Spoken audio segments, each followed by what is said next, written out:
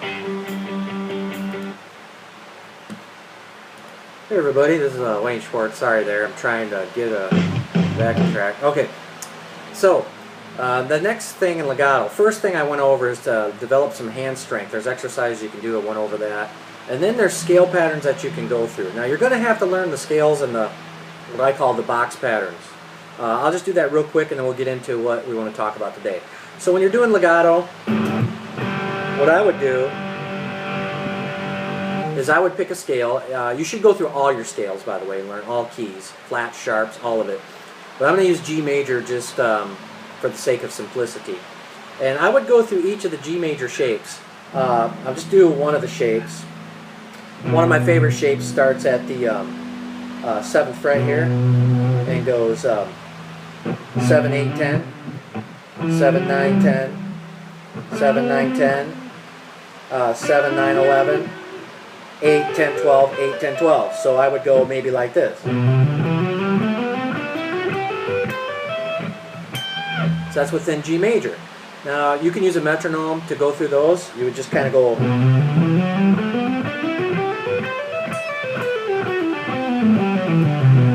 So you would hammer on and pull off. Now what I do is I pick the first note and I hammer on the next two. When you get to big legato runs, the picking disappears more and more, and I just kind of go by feeling when to pick, when not to pick. And I'll talk about that more later. But so just pick a position and keep going up the positions if you want to. You could go like this.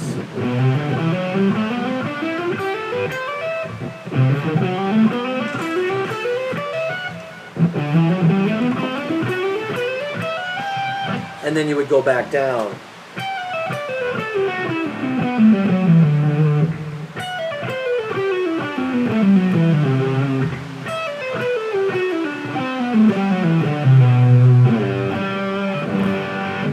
Now after I do that with all those scales, I just did an example of G major in a couple positions. You should learn all the positions.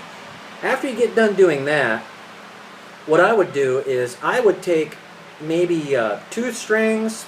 You can pick any strings you want, and I would start kind of making some things up, but I would start off very slow. Now what I would do, because we want to make this musical, you don't want to make it just mechanical, you want to make it musical. So the next step that I would do is I would take like 4, 5, 7 right here, and 4, 5, 7 on the D and the G strings, and I would just kind of get my fingers the strength back in it, and also get used to the picking and get used to hammering on, pulling off consecutively. And I'd start off slow and gradually get quicker, like this.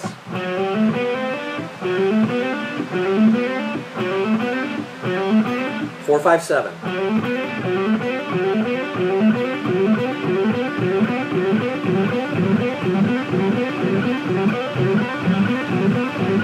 Now I'm just picking the first note again. Now after I would do that, I would roll back down and go back down the scale like this. Like that. And then just keep doing it until you get faster and faster at it.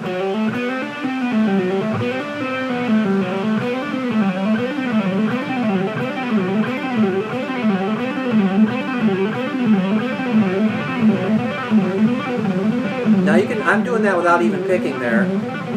You should try to do that too. Now I'm picking the first note. Now, when you do that, then you want to add some variation to it. Now, I learned this from Marty Friedman, which is really great. He said that when you're doing licks, that you should try to do the same lick for a while, but little variations in it. That's what makes it musical. For example, what I would do, I'm going to stay with that 4, 5, 7 in the G scale. See, we're in the G scale there. And it is incorporating sliding. Now, I learned a lot of legato technique from Joe Satriani, and he is really big on sliding. So I would do a lot of sliding. How I would do that is I would go maybe like this.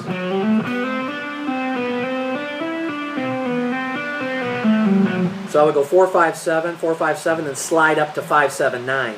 Like back down, slide up, like that. So something like.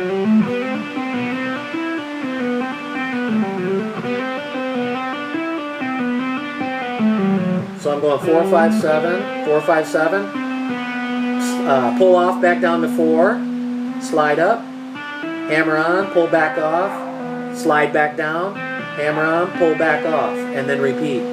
So I would go slow.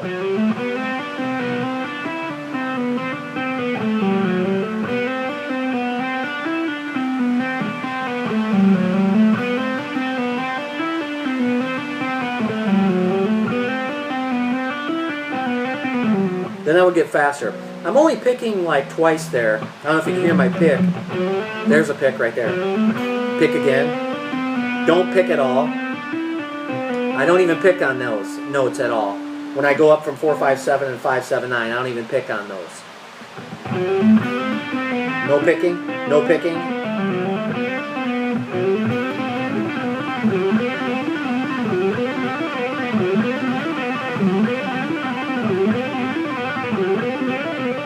That's when you get fast, and you just do as fast as you can.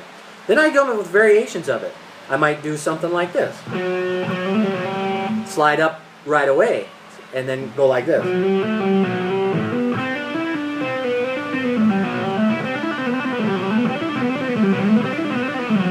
Like that.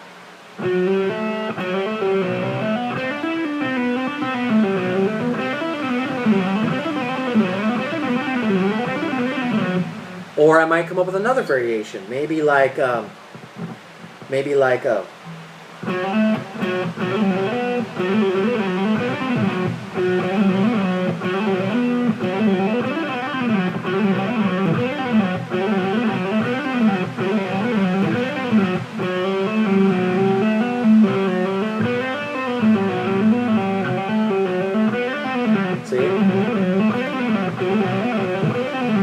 That's a variation. So come up with variations in those licks, and then use different strings, different scale patterns, and repeat it.